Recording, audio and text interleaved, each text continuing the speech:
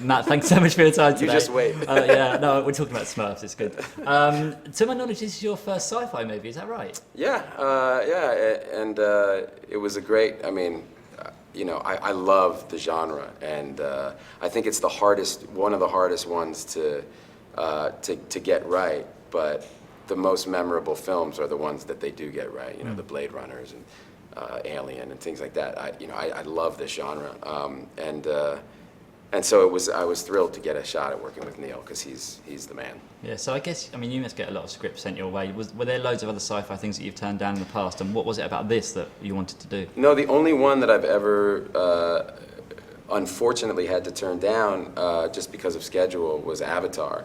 And similarly, actually, because I think they're really similar, oddly enough, Cameron and Neill, in that when I had talked to him about that, he had envisioned this entire world already. It existed, but it existed in his head, and he designed it out, and so there were things that he could show, and that basically, and when I saw the finished film, I went, wow, that's just what he was explaining and what he was showing me.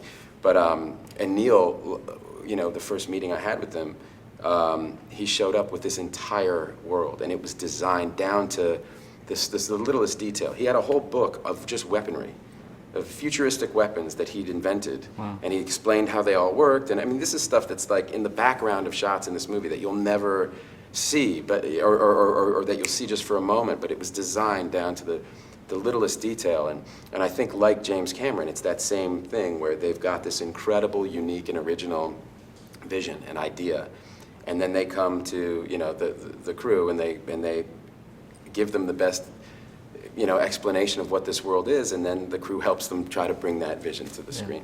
Avatar will never go anywhere anyway, so I won't worry about it. Well, yeah, I've always said, it's the movie really suffered for me not being in it. Yeah, it really. I think it would have done much better at the box office if Yeah, only loads I was in it. Your career choices, the roles you pick are inspired. I mean, you've done so many different roles and so many different genres. What is it that you look for when you look for these roles? I really go by director, and I used to kind of put an equal balance on the role and on the screenplay and on the director. And the more movies I made and the more experience I got, the more I started to just kind of tilt all of my kind of all of the importance of the decision onto the who was directing it, because that really is.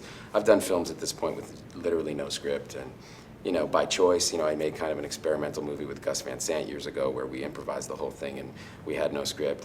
I made one of the Bourne movies where we started with no script and we ended up with the third Bourne movie. So, if you have a great director, you can do it. You can get away with that.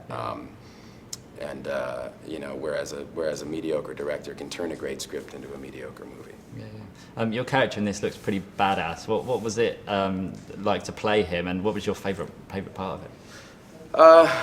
Well, again, Neill was so specific. Like, he had a whole book of the world and what it looked like, and he had an image of what Max, this character, looked like, and so he just gave me a picture of what he wanted physically the character to look like, with the shaved head and muscles and tattoos and all that stuff, and it's very easy for an actor when you have that kind of specificity, those marching orders from your director. You just go, okay, well, they hired a trainer for me, and I walked up to the guy and showed him the picture and was like, do this to me, and that was that. And straight away, that was sort of... Yeah, well, at my age, it took about 6 months, but yeah.